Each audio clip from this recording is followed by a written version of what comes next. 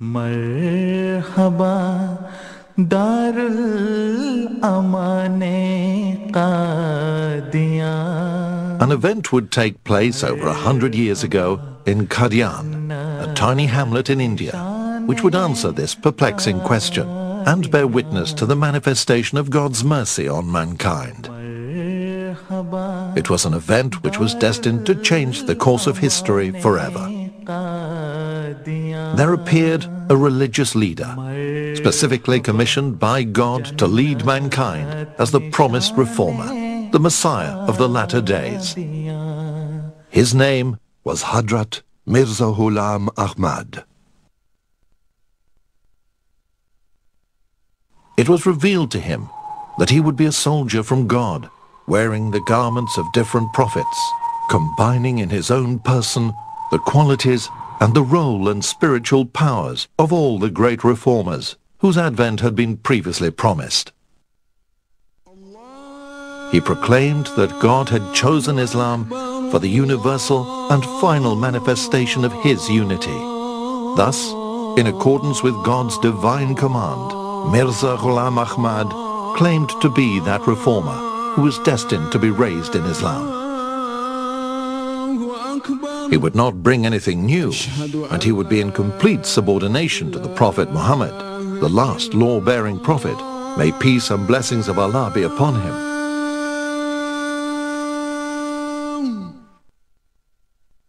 Hazrat Muhammad, may peace and blessings of Allah be upon him, his teaching is final. This is the meaning of Khatam al-Nabiyyin.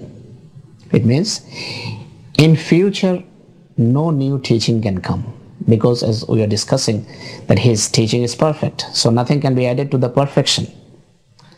So he is Khatam, means his teaching is perfect. In future, nobody can come with anything new. No one can come with any new claim. بك الحول يا قيوم يا منبع الهدى. Hadrat Ahmad was a champion for the cause of Islam, bringing hope and strength to all Muslims by defending Islam against its enemies.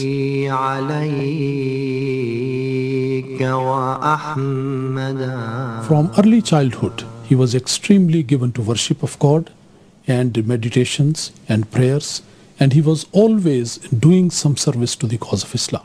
He loved the Holy Prophet ﷺ very much, and he spent all his time trying to defend Islam and defend the Holy Prophet ﷺ, because at that time there were a lot of people who were trying to say wrong things about Islam and to put wrong allegations about the teachings of Islam and about the Holy Prophet ﷺ. He was known as a man that was very close to God Almighty. He spent all his time in isolation. He preferred to study the Quran. He preferred to study the Hadiths. The books of those books were written by classical scholars about Prophet Muhammad, peace be upon him. He was known to be very meek, very humble, very pious, very kind, very caring. I mean, this was his nature. He was called the champion of Islam at that time, and this was witnessed by the people around him and was admitted by a lot of people, including the people who did not believe in him in later on when he claimed to be the promised Messiah. Those people who did not believe in him, they were the very same people who earlier said that he's the champion of Islam and he's the defender of Islam and he's the only one who has raised a voice to defend all those wrong allegations which were being said by followers of different religions. He was a great spiritual son of the Holy Prophet, who would lead the foundation for reformation and renaissance of Muslims.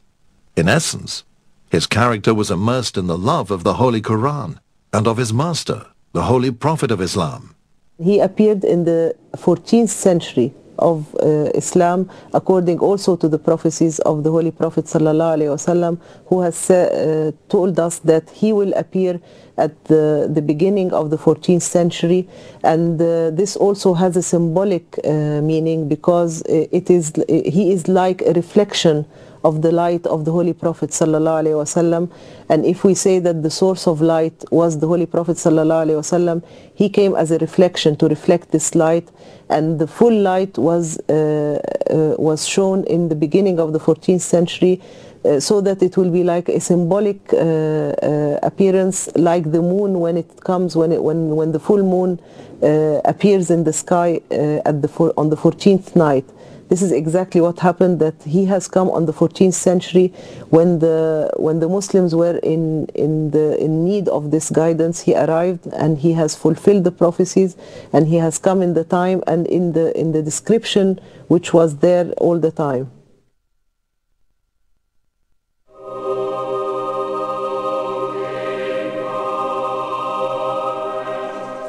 Hadrat Ahmad challenged the Christian beliefs about the crucifixion of Jesus Christ. God revealed to him that Jesus did not die on the cross, but rather he had survived the crucifixion and completed his divine mission of preaching to the lost tribes of the house of Israel. On the authority of the Holy Quran, the promised Messiah, the founder of the community, he made this point very clear, which was a big news for people. Many people thought it very difficult to believe.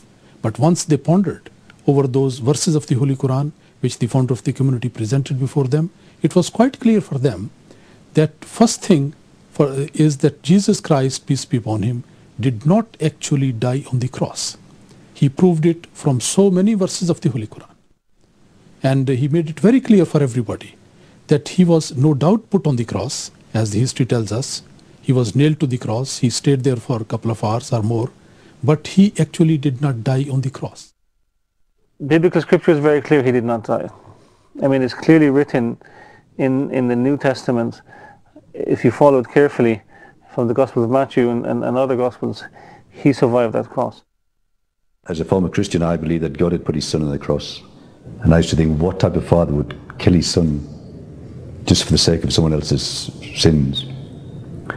And when I read the book of the Promised Messiah, Islam, I felt such an overwhelming sense of relief that he didn't die on that cross. And he produced biblical evidence to say that he didn't die on the cross, not his own evidence. He was taken down from the cross after only 3 hours on the cross. Normally, from when you research on crucifixion, a very fit young man like Jesus was at the time, I think he was stay on the cross for a number of days. But because that day was the Sabbath day, he had to be taken down the cross before the sunset. Medically speaking, he wouldn't have died on the cross in 3 to 4 hours, because in the olden days they used to put these criminals on the cross for even few days, at least 24 to 48 hours. Secondly, they used to break their bones. The two robbers on his side, their bones were broken, but Jesus Christ's bones were not broken. When the soldier, pierced his side with his spear, out gushed the water, the blood, which normally you don't get off a dead body.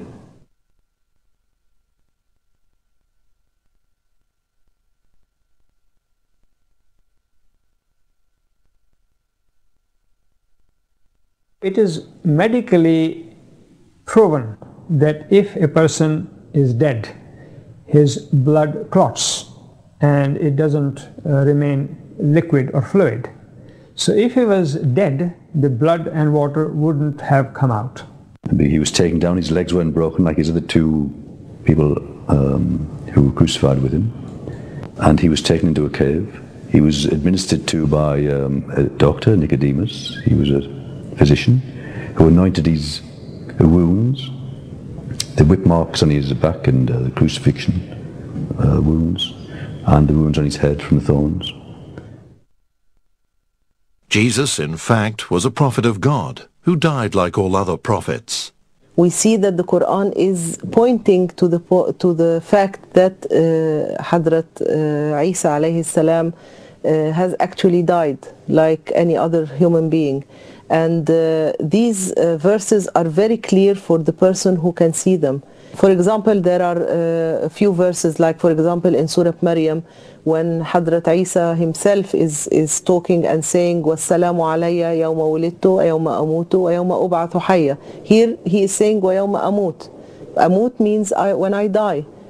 There is another verse also in the Holy Quran which is like a discussion or a question-answer dialogue between God and Jesus alayhi salam, and in it Allah is asking him about his people, about his people after him, and Jesus is answering God and telling him that I was only witnessing what they were doing when I was alive between them, but when I died I did not know anything about it. And he's using the expression فَلَمَّا تَوَفَّيْتَنِي. فَلَمَّا تَوَفَّيْتَنِي means when you caused me to die. So he will die like any other prophet.